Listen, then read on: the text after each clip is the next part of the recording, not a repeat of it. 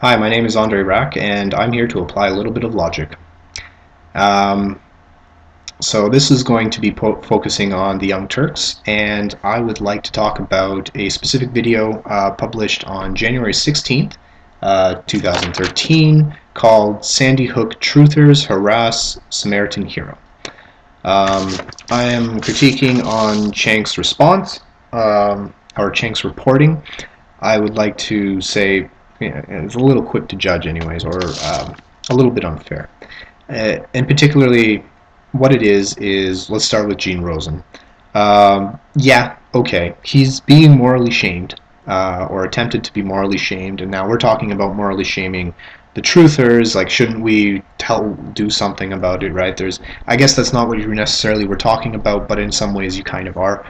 Um, well, the truth is that if he's really at fault, or if he's really a crisis actor, then he's something to be ashamed about. If not, then he doesn't. And yeah, you might be getting some harassing phone calls or some harassing emails, but in truth, that's kind of a small price to pay. If it comes down to collecting the correct information and that sort of thing, if you just simply say, I'm sure that if he were to simply just say, this is all I got to say about it, that's not the case, sorry you think that way, eventually those things would go down. Not to mention, he can always change his phone number, his email address, very small price to pay. So I don't see this as being the biggest of deals. I don't see this as being so terrible. You call him a Samaritan hero. Well, guess what? Part of being a hero is the controversy of it. I don't think that that's all that bad. So, moving on, is he an actor? Yeah. Everybody kept saying he wasn't, and then it turns out he is. So, good work on like saying that he's not. You could have thought a little bit ahead and been like, well, maybe he is, maybe he isn't. But now, what do you got to say about it? Nothing. Nothing. Okay. The crying, fake.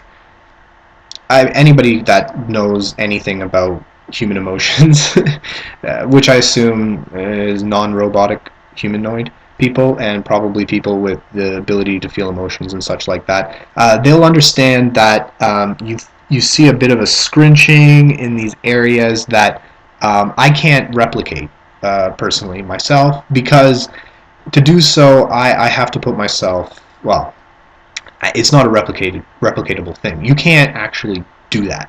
And it's quite clear that Gene Rosen wasn't doing that. Like, he didn't have the proper expression for distress.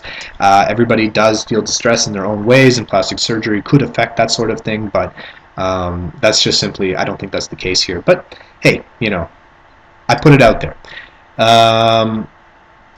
Okay, so question, why were the kids there? Really, it is a good question. I don't understand why these kids were there. It's a very peculiar thing. A quarter mile from the scene where their teacher was shot, where 20 other children were shot, where the principal was shot, an eighth of a mile away. Not even a quarter mile. Quarter mile.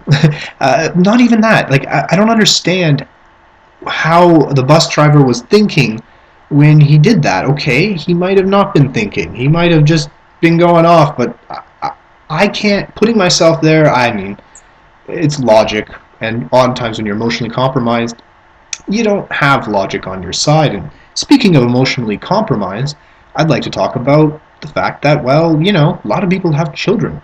Cenk has children, and as such, he tends to immediately relate this sort of situation to himself and to his own children.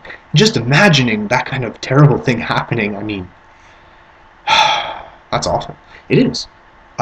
My thoughts of kids dying, of course it's terrible being shot down. It's incredibly awful. There's nothing that I can ever say or do to make it ever better for the parents, for the people around, and worst of all, I mean, honestly, the emotional, to me, the emotions of everybody around is nothing compared to the loss of a child. So it's as if to put things into a bit of perspective for you there. Truly, we are emotionally compromised when that sort of thing happens. And that's why when it happened, I really wasn't looking for these problems. There were truthers that were right away on it, but I couldn't look for that. It took me a while even to ever look at that kind of stuff, because it's just it's very scarring. It's very harsh to look at that. And I'm not going to say for sure what's happened, but I'm going to say that there are some things to question. Just like we've had in 9/11, um, there are some very questionable things that happen, and really, it's hard at first to comprehend such a strange, to say that it's not what it looks like. Um, it's very hard to do that. So, you know, the fact is the Young Turks is not the place to go if you want to find every single thing that the government's done wrong. The Young Turks, just because you do have a track record of criticizing the government, it doesn't make you the expert. It doesn't make you the know-all of it. It doesn't.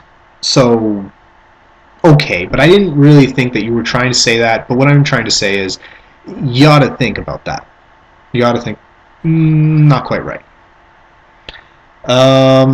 Like at least give way for alternate opinions, because that's really the only way to understand what's going on. And it is a little messed up. The parents were on the media right away. There was all this gun talk and all that.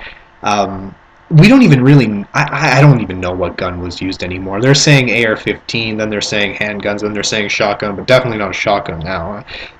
AR-15 would be also peculiar. How did he get into the school? He was apparently let in, and now they say he was shot through, and then it's like, well, it was bulletproof glass, so did he shoot and then kick it in, I think? I mean, that's how I would figure to do it. I don't know. What I am getting down to is, Cenk, you're not telling the whole story properly, and you're a little quick to judge, and I think that you ought to be more careful. I think your whole organization ought to be a little bit more slow coming with conclusions. Um, you really, if you've noticed that the government's done a lot of really messed up things, you ought to be thinking that they're going to do it again, because they will, and they are.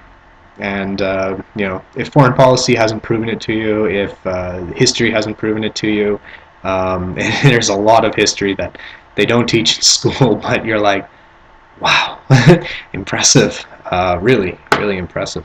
Um, so without all those things, I'm just saying, keep an open mind.